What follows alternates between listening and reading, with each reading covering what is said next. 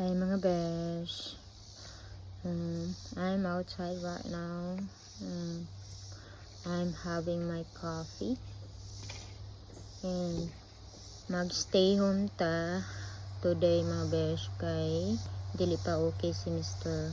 Niadto siya sa doktor ganihang buntag for check up.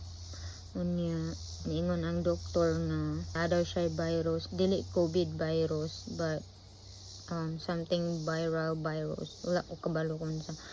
Pero yes, he needs me today, so I can't go to work today. I have to stay home. Nya nako diri sa gawas mga besh, nagkapi. Natulog kog mga alas 3 sa kadlawon ganiha. Nya nagmatawag kog mga alas 11 tungod kanay phone ko nya nibangon na lang ko og mga pi. Nya tanawang ako ang mga bulak mga besh ni blooming na siya og samot. Wait. Ni blooming na ang akong yellow roses mga besh. Nga kana pod ako ang purple nga flowers. Attracted kay na siya sa mga butterfly mga bees o mga bees. Kana kay murag antulangan man na sa tuwa mga besh.